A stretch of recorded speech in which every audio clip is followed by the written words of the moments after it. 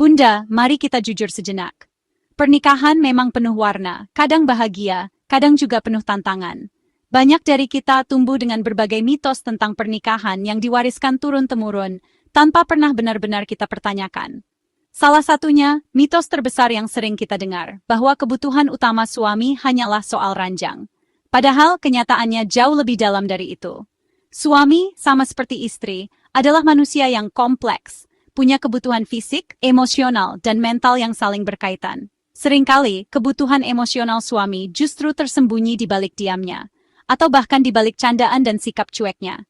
Mereka juga ingin didengar, dihargai dan dipahami, meski kadang tak pandai mengungkapkan. Suami juga punya kebutuhan emosional yang sering tersembunyi. Jika kebutuhan ini diabaikan, hubungan bisa terasa hambar, bahkan rapuh. Mengabaikan hal ini seperti membangun rumah di atas pasir, rapuh dan mudah runtuh. Hubungan yang kuat butuh pondasi saling pengertian dan empati. Memahami dunia batin suami itu penting, bukan ilmu roket kok. Kadang cukup dengan mendengarkan tanpa menghakimi, atau memberi pelukan hangat di saat yang tepat. Ini soal belajar bahasa cinta yang kadang tak terucap. Setiap pasangan punya cara berbeda untuk menunjukkan cinta, dan memahami bahasa cinta suami bisa jadi kunci keharmonisan. Kita akan bahas kebutuhan suami dari rasa hormat, apresiasi, hingga ruang aman untuk jadi diri sendiri. Semua ini penting agar suami merasa diterima dan dicintai apa adanya. Bukan teori, tapi contoh nyata dan tips praktis yang bisa langsung Bunda terapkan di rumah. Kita akan belajar bersama, langkah demi langkah, agar pernikahan makin hangat dan penuh makna. Tujuan kita saling memahami, bukan menyalahkan.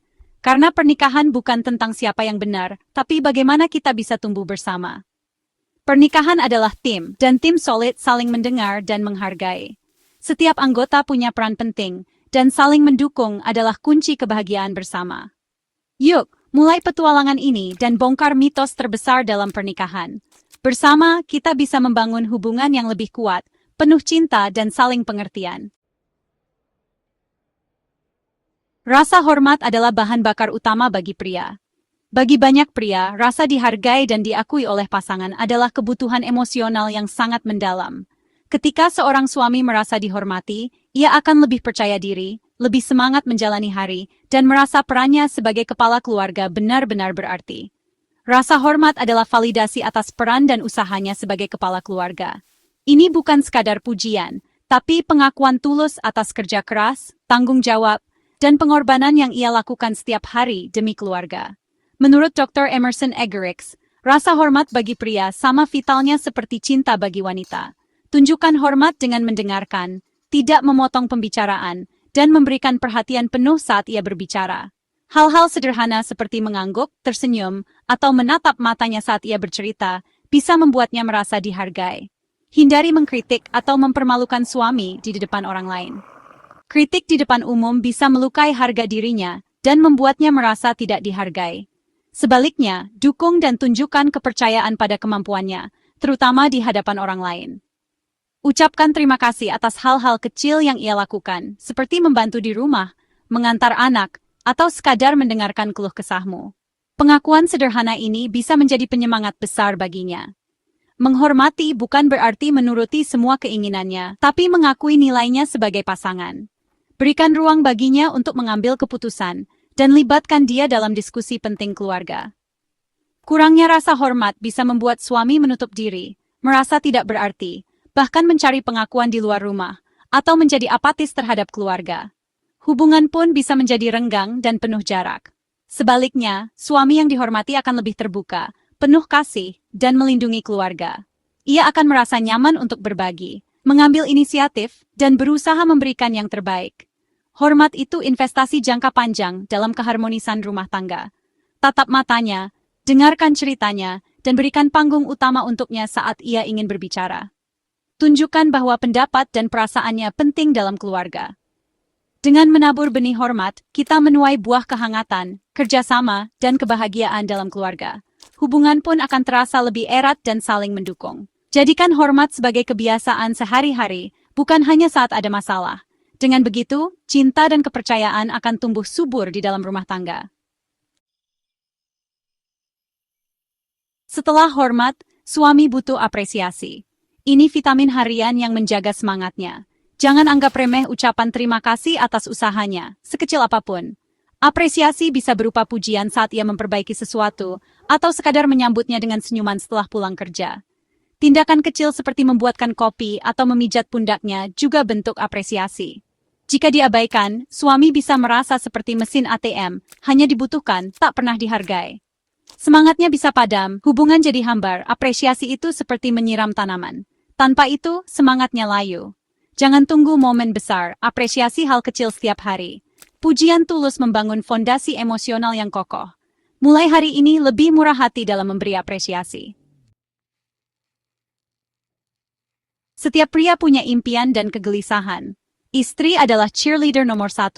Dukungan tulus berarti percaya pada kemampuannya, bahkan saat ia ragu. Saat ia punya ide baru, dengarkan dan tawarkan bantuan, bukan langsung menolak. Saat ia lembur, beri pengertian dan dukungan, bukan keluhan. Jadilah pendengar yang baik saat ia gagal, tanpa menghakimi. Jangan pernah membandingkan pencapaiannya dengan suami orang lain. Itu racun bagi motivasinya. Dukungan bukan berarti setuju buta, tapi diskusi sehat dan masukan jujur. Suami yang didukung istrinya akan lebih berani dan tangguh menghadapi tantangan. Jadilah pendukung setianya, dan ia akan berjuang lebih keras untuk keluarga. Suami butuh ruang aman di rumah untuk jadi diri sendiri, tanpa topeng Superman. Ciptakan atmosfer di mana ia boleh lelah, takut, atau sedih tanpa dihakimi. Tunjukkan empati, dengarkan, tawarkan minuman, dan validasi perasaannya. Jangan gunakan kelemahannya sebagai senjata saat bertengkar. Jika tak ada ruang aman, ia akan memendam masalah dan stres yang bisa berujung pada jarak emosional. Jadilah pelabuhan tenang, tempat ia bisa pulang dan merasa diterima. Dengarkan tanpa menyela, jangan menertawakan ketakutannya. Ruang aman memperkuat kepercayaan dan keintiman emosional. Pria butuh ruang pribadi atau me time, bukan karena bosan, tapi untuk mengisi ulang energi. Beri ia waktu sendiri, main game, memancing, atau sekadar tanpa interogasi. Tunjukkan kepercayaan, bukan kecurigaan. Jika tak diberi ruang, ia bisa merasa terkekang dan mulai mencari cara untuk kabur. Hubungan yang terlalu posesif justru menjauhkan pasangan. Ruang pribadi adalah hak, bukan ancaman. Pernikahan sehat adalah dua individu utuh yang saling memilih berjalan bersama. Dengan ruang pribadi, ia kembali dengan energi dan cinta yang baru.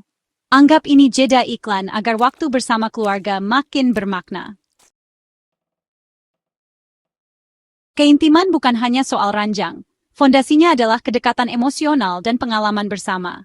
Suami ingin merasa terhubung, dipahami, dan jadi sahabat terbaik istrinya. Bangun keintiman lewat obrolan santai, pelukan, atau aktivitas bersama seperti memasak atau bersepeda. Jika keintiman non-seksual hilang, hubungan jadi hambar dan mekanis. Sentuhan kecil dan tawa bersama memperkuat ikatan. Luangkan waktu berkualitas setiap hari, meski hanya sebentar. Jangan anggap kedekatan emosional tumbuh sendiri, perlu usaha. Investasi keintiman non-seksual membuat rumah tangga hangat dan kuat. Sentuhan lembut dan obrolan hati ke hati adalah pupuk terbaik pernikahan. Semua kebutuhan suami bermuara pada komunikasi terbuka. Komunikasi adalah jembatan dua hati. Tanpanya, suami istri terisolasi di pulau masing-masing. Suami ingin komunikasi jujur, dua arah, tanpa takut dihakimi. Pilih waktu tepat untuk bicara, gunakan aku merasa, daripada kamu selalu. Jadilah pendengar aktif, ulangi untuk memastikan paham. Komunikasi buruk menumpuk masalah kecil jadi bom waktu. Hindari kritik, defensif, meremehkan, dan mendiamkan. Belajar minta maaf dan memaafkan adalah wajib. Tujuan komunikasi pemahaman dan solusi bersama, bukan menang debat. Jembatan komunikasi yang kokoh menahan beban masalah apapun. Setelah membongkar rahasia hati suami, kita jadi paham bahwa kebutuhan emosionalnya ternyata sangat dalam dan beragam. Tidak hanya soal peran sebagai istri, tapi juga sebagai pasangan yang saling melengkapi dan mendukung satu sama lain dalam suka maupun duka. Suami ingin dihormati, diapresiasi, didukung, punya ruang aman, ruang pribadi, keintiman non-seksual, dan komunikasi terbuka. Semua ini adalah fondasi penting dalam membangun hubungan yang sehat dan harmonis, di mana kedua belah pihak merasa dihargai dan dicintai. Memenuhi kebutuhan ini bukanlah beban yang harus dipikul sendiri, melainkan investasi kebahagiaan bersama.